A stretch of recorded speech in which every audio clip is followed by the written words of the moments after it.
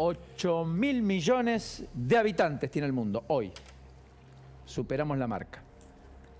De ese mundo que tanto conoce Inés, vamos al encuentro con ella. Inés, bienvenida, ¿cómo estás? Buenas tardes. Buen día, ¿cómo andan todos allá? Muy bien, gracias a Dios. Me alegro. Hola Elio, hola Paulino. Nos metemos de lleno un poquito en lo que está pasando ahí en Indonesia y el cruce, ¿no? Muy altisonante entre el premier británico y el canciller de Rusia, ¿verdad? Exactamente, sacó bastantes chispas, fuegos de artificio, el cruce entre Rishi Sunak y Sergei Lavrov, que había llegado a Bali en representación de Vladimir Putin, el presidente ruso. ¿Por qué no estuvo el presidente ruso, que fue lo que Rishi Sunak lo confrontó a Lavrov con eso, señalando que casi era una señal de cobardía de Putin de no haber presenciado la cumbre del G20? Básicamente Putin no fue porque varios jefes de gobiernos, entre ellos el propio presidente ucraniano Volodymyr Zelensky, dijeron: yo no voy a participar de esta cumbre, lo hizo de forma remota, si está presente Vladimir Putin. A ese reclamo se sumaron otros presidentes, incluso el propio Joe Biden prefirió no ser parte si viajaba Putin.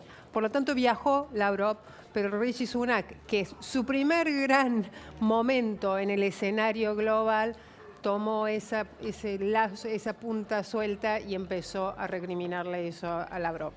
¿Este tipo de cuestiones en términos diplomáticos después tienen algún efecto real, Ine, o más allá de esto de sentar una posición pública a nivel mundial y que esto esté recorriendo los medios del mundo?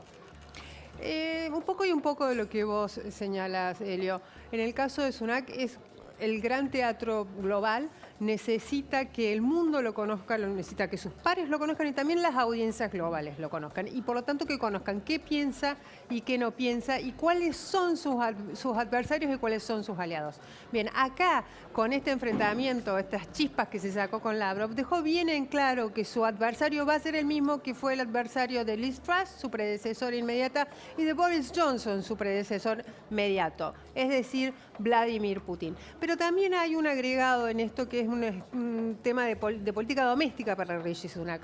Ayer, un poco al delinear la política exterior de esta nueva administración británica, dejaron los británicos, digamos, el Foreign Office, la Cancillería británica, dejó de sindicar a China como una amenaza y empezó a sindicarla como un desafío sistémico. Es decir, le bajó un poco el precio a lo que es la amenaza china para Occidente, que hoy, digamos, estamos frente a esta nueva Guerra Fría. Bien, recibió muchas críticas Sunak, por eso se lo sindicó de condescendiente, demasiado neutral con China. Por lo tanto, él hoy subió la apuesta de su enfrentamiento con Putin para no aparecer como demasiado suave ante otras potencias globales. O sea que hay una explicación, un lado B, como bien marca Inés. Totalmente. En el caso de Sunak de hoy, sí. O sea, una especie de sobreactuación, como solemos decir aquí en la Argentina.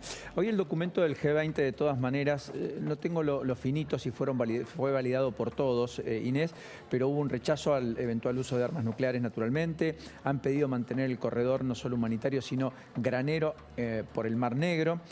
Y este documento es muy crítico, claramente, sobre Rusia, pidiendo el cese al fuego. ¿Eso fue validado por todos al final?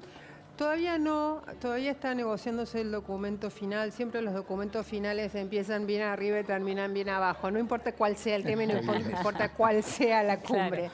El documento final va a estar mañana. Sin duda alguna, Paulino, el tema central es Rusia y cómo se van parando los 20 naciones más industrializadas del mundo respecto de Rusia. Y la división es bastante clara y es la división que se ha visto en estos últimos 8 o 9 meses de guerra.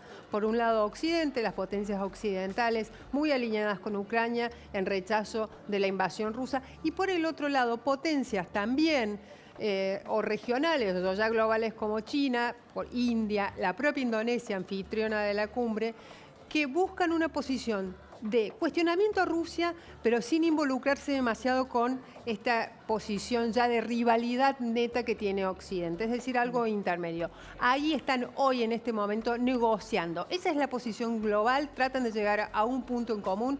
Todos cuestionan a Rusia, todos cuestionan las amenazas nucleares de Rusia, sobre todo Xi Jinping, que ayer se tomó el tiempo en las 3 horas de reunión con Joe Biden de decir: nosotros no apoyamos ningún tipo de amenaza nuclear y menos aún un ataque nuclear. La propia India, que es uno de los grandes compradores de petróleo, es el gran salvavidas económico de Rusia, también dice lo mismo, pero el tema es, cuando entran a los detalles de cómo se tiene que pagar el resto del mundo ante Rusia, ahí es donde el acuerdo empieza a diluirse y empiezan las confrontaciones. Ahora, Ine, recién mencionabas las 3 horas que tuvo Xi Jinping con Biden. Hoy estuvo, no sé, cerca de 20 minutos, ¿no?, con Alberto Fernández. ¿Qué destacarías de ese encuentro? Mira, destacaría 2 cosas. Uno, que lo que dijo al salir el presidente Alberto Fernández respecto de probablemente el más urgente de los temas que quería tocar con China, que es la posibilidad de convertir una porción de los miles de millones de yuans que hay en las reservas brutas del central, convertirlas en cash, básicamente, es decir, en reservas de disponibilidad, reservas líquidas. Bien, Xi Jinping accedió a que Argentina convirtiera el equivalente a 5.000 millones de dólares.